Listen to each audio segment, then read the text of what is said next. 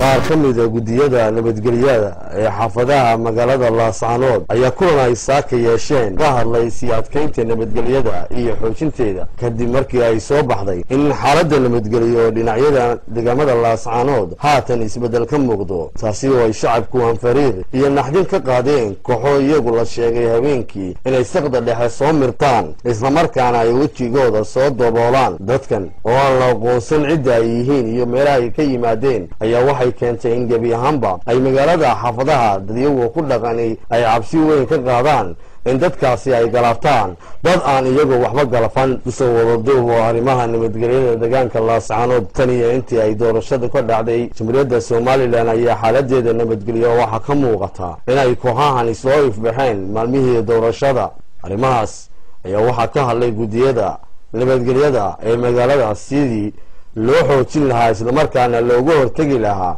cid allaalaye ciddii isku dayda inay nabadgelyada carqalad ku keento mas-uuliyiinta ugu horeeya taliyaha qaybta booliiska ee gobolka Sool Maxamed Saleebaan Gooni ayaa isagu sheegay ujeedada kulankan iyo waxa ay u qabteen waxa uu yahay waxa sidoo kale ka hadlay gudoomiye ku-xigeenka gobolka Sool Maxamed Cabdi Dambiil iyo waliba xogayaha dawladda hoose oo iyaguna adkeeyay sheegida dadka la tilmaamay inay afkooda soo duubtaan kala wareegyada iyo maamulada isbedelaya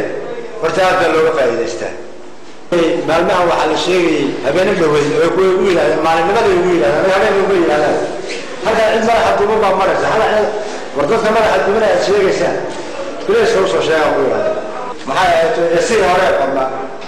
inagu raasana ka daba keenay balastina arintayno أنا أقول لك محمد ولا هذا والله الله ولا يبقى هذا ولا هذا هذه الوقت وصلها يسار أنا يعني راعي على الرشة هذا أنت واحد بالعمي تدمر الدكتور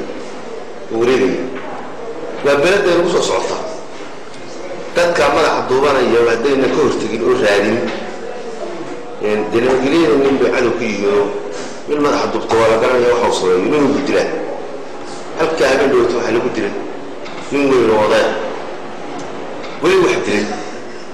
راهي اللي يدور شد عيسي ونشكر الله هذيك الساعة كنت كده ما يصير محضور صلاة نبالس وشيء حالا نبالس نسوي هالدوري